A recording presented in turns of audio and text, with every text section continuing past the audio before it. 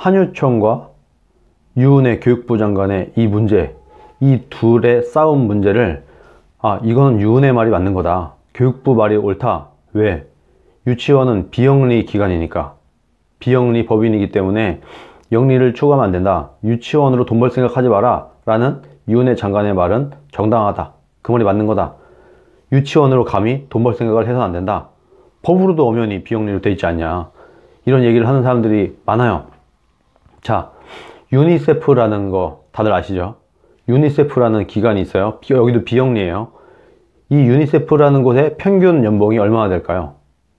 그냥 우리가 생각하기에는 비영리 단체니까 거기다가 유니세프의 특성상 사람들한테 기부금을 받아서 이 기부금으로 어려운 우리 이웃을 도와주는, 해외에 있는 어려운 나라의 아이들에게 돈을 지원해주는 이런 일을 하는 곳이다 보니 당연히 얘네들 연봉도 얼마 안 가져가겠네, 그냥 먹고 살 만큼만 가져가겠네 하겠지만, 유니세프의 평균 급여가 4천만 원이 넘습니다. 웬만한 중소기업보다 더 많은 평균 급여를 갖고 있어요.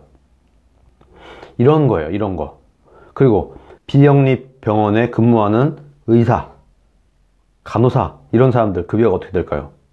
꽤 높습니다. 의사들은 기본적으로 다 억대가 넘어가요. 그러면은 비영리, 국립, 공립, 국공립 유치원의 교사들, 이 사람들은 급여가 어떻게 될까요? 오히려 사립유치원의 교사들보다 훨씬 높고, 사립유치원의 원장들보다 국공립 유치원의 원장들이 돈을 더 많이 가져가요. 실제로 수입은 평균적으로 볼 때 더 높아요. 왜? 일반적인 사립유치원에 평균적으로 원아 한 명당 받는 급여가 한 달에 50만 원 정도라고 해요. 그런데 국공립은 110만 원이에요.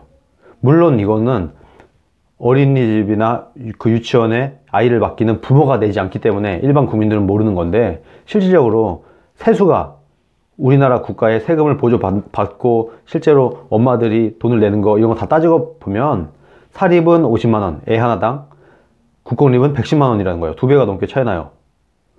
그렇기 때문에 2배가 넘는 돈을 세금으로 지원해 주다 보니까 당연히 그 교사들 그리고 원장들의 수입도 높은 겁니다.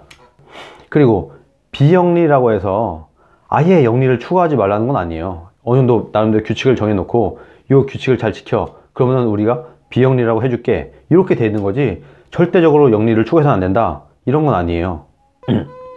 만약에 유은혜 장관의 말이 맞아서 그게 맞다 라고 해서 이게 관철이 돼서 앞으로는 유치원으로는 절대 돈 벌 생각하지 마, 어떻게 어린아이들의 교육으로, 이 신성한 교육으로 돈을 벌 생각을 하나, 이런 걸로 돈을 안 벌 사람, 정말 자신이 희생을 해서, 희생과 봉사를 해서 이 어린아이들에게 교육을 할 사람만 이제부터 유치원을 차려, 이렇게 되면 실제로 어떻게 될까요? 제가 단언컨대 우리나라의 사립 유치원은 말살되고 맙니다. 없어질 거예요. 다. 그거 누가 해요? 솔직히 안 하는 거예요. 많은 사람들이, 모든 의사들이 슈바이처가 되길 원하죠. 근데 현실에선 슈바이처는 얼마 없습니다. 그러니까 위인도 되는 거예요.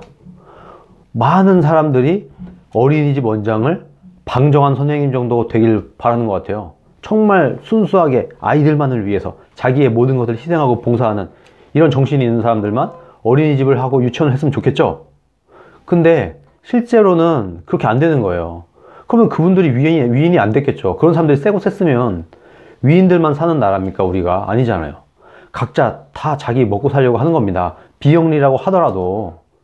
그런데 이 비영리라는 거, 이 말 한 단어만 딱 가져와갖고 봐봐, 유치원은 비영리가 맞아, 그러니까 영리를 추구해서 안 돼, 이렇게 해서는 안 된다는 거예요. 교육부는 이 유아 교육을 잘 이끌어가는 역할을 해야 되는 것이지, 여론을 등에 업고 이 유치원을 다 때려잡는 게 능사가 아니라는 거예요. 그렇게 해서 다 때려잡았어요, 사립을. 그러면 뭐가 남아요? 그럼 우리 국민한테 어떤 혜택이 남아요? 그냥 사립 유치원이 싹 사라졌어. 그게 결과예요. 유은혜가 열심히 자기 힘으로 밀어붙인 결과는 국민들에게 아무 득이 안 되고 오히려 해가 되는 결과를 낳을 게 뻔하다. 그래서 비영리라는 단어 하나로 무조건 무차별로 공격하기에는 현실성이 없다. 이 부분도 굉장히 사회주의적인 발상인 거예요. 그래도 정말 참 교육자들이 유치원을 차려서 아이들한테 열심히 봉사하는 이런 사람들이 우리나라에 많을 거야 라고 착각을 하는 거죠. 실제로는 유은혜 장관이 지금 하고 있는 거는 사립 유치원 말살 정책을 지금 피고 있는 겁니다. 그럼 유은혜 장관이 어떻게 해야 되느냐?